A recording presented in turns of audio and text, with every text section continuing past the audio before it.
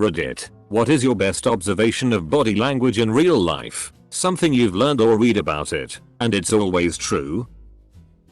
If you're in a situation where you have to pretend to be surprised, keep your eyebrows raised for more than a second. That's a telltale sign. Genuinely surprised people will keep their face in that state for more than 1 second. Wandering eyes in a shop. Not the determined kind. The thinking kind. They are looking for presents.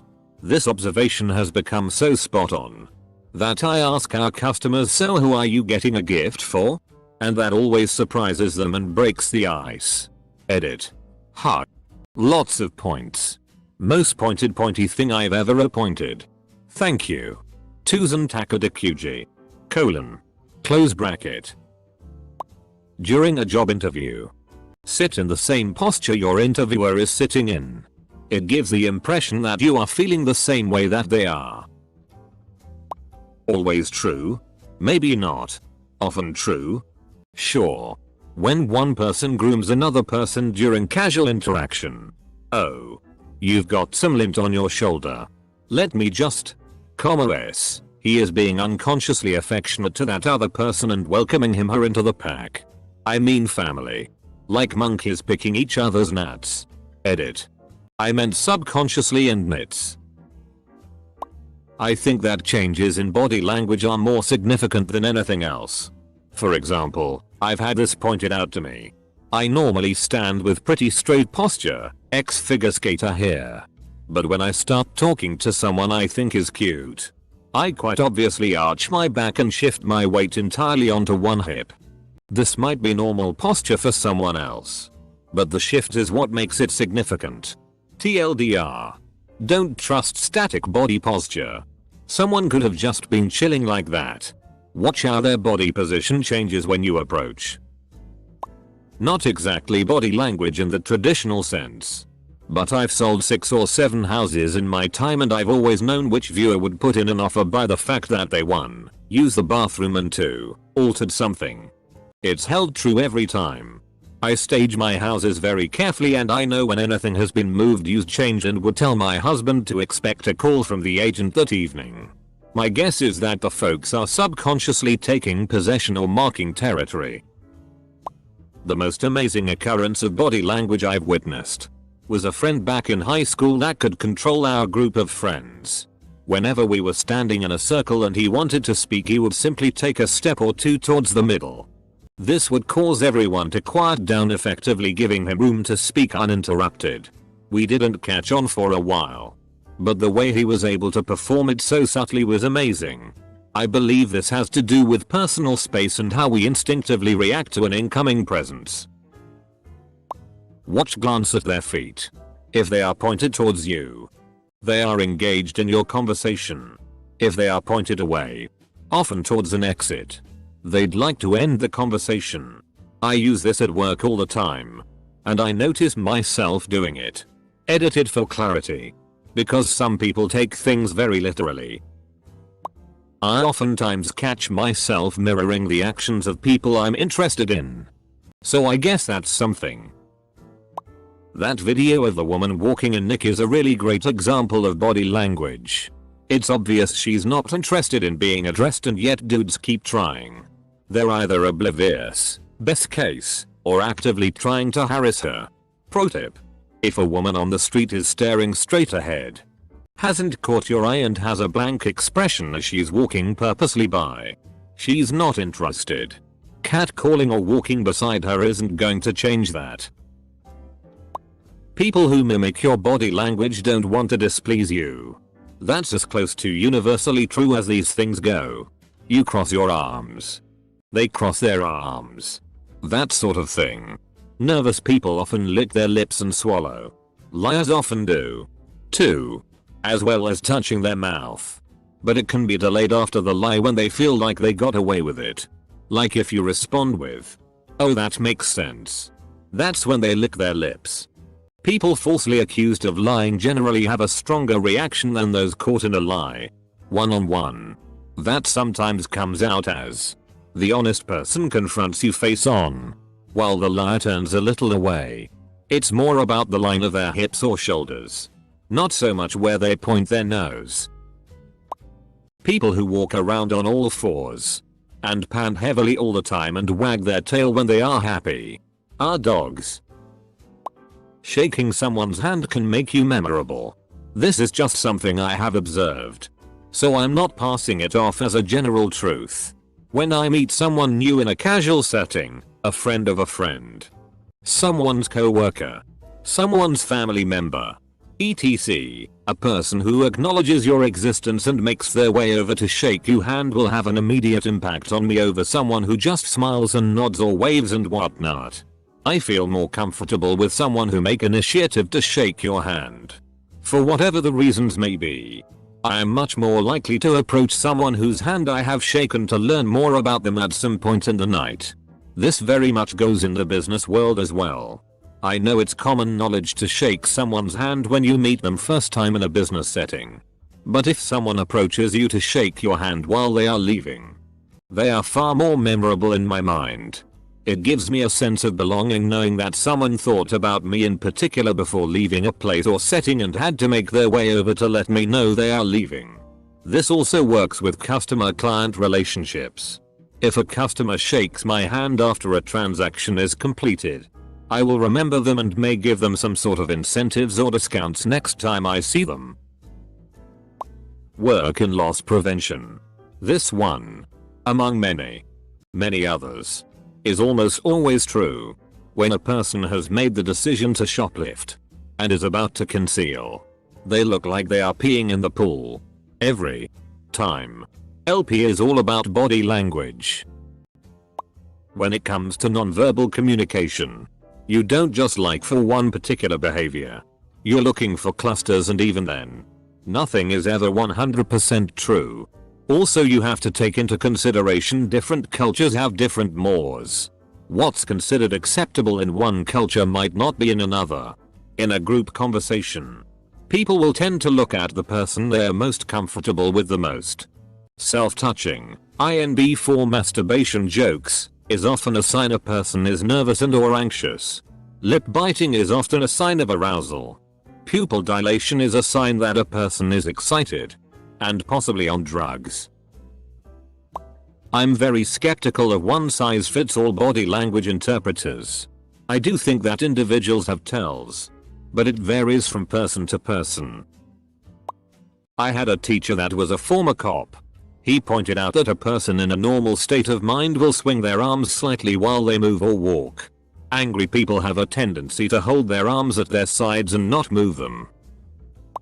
To me, the absolutely most important thing I've learned about body language is that it has to be taken into context. What else are they doing? What are they talking about? Who are they talking to? Where are they? etc. When first starting to observe it, it's easy to take one gesture, posture, expression and go, look. Crossed arms. That equals defensiveness. Or whatever. But that's only one part of an equation. If body language is an actual language, then crossed arms is just one word. You can't figure out what someone is saying by looking at just one word. You gotta look at the whole sentence. I discovered this one on my own, though I probably wasn't the first. This works for girls and guys. When someone suddenly sees someone they find attractive, the first thing they usually do is fix their hair. They usually can't stop themselves. It's an instinctive thing. Like, oh, someone hot. Gotta look fly. Double quote. So next time you're walking about and someone fixes their hair right when they first see you, they're attracted to you. Women do touch their hair when talking to a guy they're interested in. I do it all the time when talking to the guy I like ATM. In a group, whenever someone cracks a joke and the group laughs, the first person any group member, look at is who they're most comfortable, closest, most attracted to. Almost always. Edit. It appears someone beat me to it. Gosh darn it. Fish paste. Tartar sauce. Barnacles. Apparently this is very common in girls. Not sure about guys. You can tell somebody wants to or is thinking about kissing you because they are constantly glancing from your lips to your eyes. If someone is farting a lot and looks uncharacteristically uncomfortable, then they probably need to poop soon. If someone hugs you and pats you on the back simultaneously, they are uncomfortable with hugging you. If they're asleep and you're watching them, don't be scared if they randomly move a limb or their breathing pattern changes. Just wait until they start breathing slow, deep breaths. If they take an audible, loud breath, abort mission and gtfo. Even if they open their eyes, they might not be conscious enough for the first few seconds to register an image. Though you may be screwed regardless. Nothing will stop a startled wake up, though. Preface. I don't know about always true because it may be confirmation bias. I've found that talking to girls while sitting down if their legs are crossed towards you, example, you're on her left, her right leg is over her left leg, or legs uncrossed, they're genuinely interested in chatting and supposing you don't goof up giving you their phone number. If they cross them away from you, they're not, and better luck next time. I work in one of the busiest retail store in the world. Policy dictates I can't share where on social media, but when I am on the front doors welcoming people and generally helping them with their dumb questions, you get pretty good at picking the painful long interactions out. As we have to welcome everyone, I raise my voice slightly and talk in a booming deep set voice. Hi, welcome to. They get out Alfred hard and don't want to talk to me. I then take great pleasure in watching them ruin one of my co-workers' day. If I think they would actually enjoy talking to me, I make myself look dumb as tea and they walk straight past. I wish my roommate would learn that me walking away from him and to my room means it's the end of the goddamn conversation. Stop bringing new tea up or starting a new story. Mothefka will keep telling me new tea despite me having disappeared into my room. I don't even act interested, the dude just can't not talk. If you see a guy walking down the street and he awkwardly lifts one leg up higher than the other repeatedly, he is trying to peel his sack off of his inner thigh without alerting whomever he is with. We mostly do this when we are with women or family. If we are around other guys, no fucks given. Watch where feet are directed. In a group conversation, a person will direct their feet to the person they are most interested in. If a person feels uncomfortable, their feet will be directed to the nearest exit. Late to the party, and this will probably get buried. But I found that those who are lying tend to literally get shifty. Like, they'll start fidgeting. And when they talk, they tend to throw in a lot more detail in their explanation stories than the conversation would normally warrant. The character Walter White from Breaking Bad is a phenomenal example of this. Most people are pretty bad liars. People who have been lying for a while, though, tend to be a lot smoother about it. Someone mentioned body language clues being generally true but not universal. I suffer fairly bad anxiety in public spaces. I've been told by friends that I look angry as I walk down the street. I have received looks from security staff in shops, maybe in my head, because of the anxiety etc. as I walk around the store looking shifty and darting my eyes everywhere until I settle down. I think I look everything but nervous. I'm sure most people have a more general character and you can assume body language for them, but a good 10% must have less typical personality traits that affect their body language. I'm kind of the quiet, reserved guy, and I love watching people while I'm hanging out with them. Seeing a person's look of defeat or frustration at another person over something they just said. Or the look people get when they are trying to be condescending to me. I also enjoy the shifty-eyed, jaw-tightening look people get when they are judging someone else. Or those sideways glances two people will give each other thinking no one else sees them. So much fun catching that stuff. If you are having a conversation with a girl and some guy just comes in and interrupts the conversation, don't stay. In fact, walk away. If the girl doesn't like that guy, she will automatically come looking for you. People will always revert back to someone they trust or are interested in. If the person is facing towards you or away while speaking, usually it's an easy indicator to see if they're still interested in continuing the conversation. The slightest hesitation on answering or deflecting of a question. When people either want you to shut up or they want to leave, they will tend to smile a lot and they have a sudden interest in what you're saying. all while formulating a plan on how to tell you to FCK off. You know you've gained trust and rapport with someone when you notice they start mirroring you. Sit in the same position. Lean the same way. Shift when you shift, etc. Conversely, you can do the same thing to gain trust or rapport with someone. Watch people's eyebrows when you enter the room. If they go up, they're happy to see you. If they go down or stay neutral, they're not. It's one of those things that is almost impossible to fake, because the way it happens naturally can't really be mimicked. Best that always works. The way their body is directed. You can look at feet, legs, shoulders, whatever. Look at the direction their body is going in. Towards you equals good. Keep going. Away equals cut your losses. Most interesting is looking at people's eyes as they talk. Depending on what way they are looking as they are talking can tell you if they are telling the truth or lying. The hard part about the eyes is that everything is in reverse for left-handed people. When a person crosses their leg, they generally cross it towards someone they trust and away from someone they don't. Also watch for eye shielding. When someone slightly closes their eyes and tilts their head down, they are trying not to be noticed or trying to be left alone. One interesting one is the street meet nod. If you see someone on the street you want to acknowledge, but you don't have time to talk, you pull the street meet nod. But there are actually two types of nod.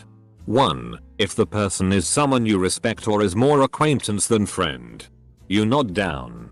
2. If the person is you feel more comfortable with or closer friends with, you nod up. I call it guilty face. In every criminal trial I've done, I've been able to predict the verdict based on the body language of the jurors when they come back from deliberations. When they're all pointedly avoiding looking at the defendant, you've got guilty face. Double quote. If you do the helicopter in front of your wife, she may pretend she doesn't like it, but she's still impressed. When a girl touches your shoulder and laughs at your awful joke, she likes you, or trying to recruit you in her networking scheme. Humans can't take more than 3 bites of food without looking up. It's an anthropological relic back to when we were scavengers. A man who is into a woman will stand in front of her or direct his body, most commonly his front side, towards her. I'm curious as to others' experience with this, but I've noticed if you hug a member of the opposite gender and they hug back and scratch your back, they're likely interested in you. If you want to look busy at work, just scowl a little. I don't know if anybody else does this, but I've noticed that when I see a girl who I think is cute, I stand up straighter, with my whole body, not some other part. You pervs. It's a completely obvious tell. And I'm very lucky that none of my girlfriends ever twigged to it. My dad used to get his class to shut up by just standing still and raising one hand, but not like Hitler. The visual message he sent was much stronger than trying to talk them into shutting up. When a little kid starts doing the pee dance, even if they say they don't have to go, you send that kid to go potty. I accurately interpreted nervous behavior in my grandfather during a game of Texas Hold'em as a huge bluff, and won a huge pot. I was so proud of myself but couldn't reveal to anyone that I had figured him out. People always expect a certain facial expression and body language combination for any given situation and will feel the most comfortable with that even if the combination is meant to intimidate, and if you keep the expected body language but change up the facial expression they will almost always think negatively of you. Egg. Someone leans forward with clenched hands but have a forced smile. You will always think they're trying too hard or are being bitchy. However, if you keep the expected facial expression and mix up the body language they will feel very uncomfortable and will defuse them. Egg. When someone is on a high horse and chastising you they're expecting you to glare, be tense, and lean forward as if you're about to confront them, but if you maintain the glare while looking as relaxed as possible they interpret it as you thinking they're wasting your time and that you do not take them seriously. You know that little offering gesture people make toward you after they pop a breath mint? Except the breath mint. If found this to be almost 100% accurate, if a girl's is conscious, that is a pretty sure sign she doesn't want to have sex with me. I live in Japan and you can't believe how much I understand because of body language. I don't know much Japanese but I can understand by context in generally similar scenarios in English etc. This post makes me want to watch Lie to Me again. Then after one episode I remember why I was cancelled. When you walk into a room, if someone looks at you and continues to look at you, they may be interested. Or you look funny. Not sure which. Want to find the most intelligent person in the room without even having to talk to them? Watch their eye movement. Intelligent people have a lot of eye movement, as they're constantly evaluating everything going on around them. Lip chewing usually indicates nervousness, stress, anxiety, or fear. When I'm in a stressful situation or really anxious scared, I bite holes into my mouth. When I see others doing the same, it's usually for the same reason. They say that if you subtly mirror someone's actions, it helps build rapport with them. The key word being subtly. If you copy everything they do right in front of them, it'll just creep them out. I've found mirroring to be more useful as an empathy building tool. Mirroring by itself is just one facet of this rapport building. Body follows mind and vice versa.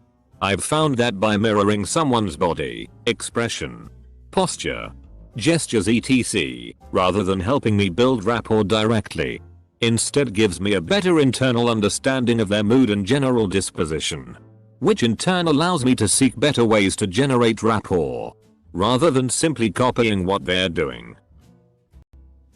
I read once that this is why a lot of pubescent girls fold their arms. They're completely insecure about body language in light of the radical changes they're undergoing. So they just opt out by folding their arms and trying not to engage with it until their confidence returns. Most young men usually mistake this for arrogance or aloofness, especially if the girl is pretty, unless it's a completely obvious sign. I'd avoid placing too much significance in every gesture. Chances are the person you're trying to read is also self-conscious and the whole thing becomes one big contrived clusterfuck.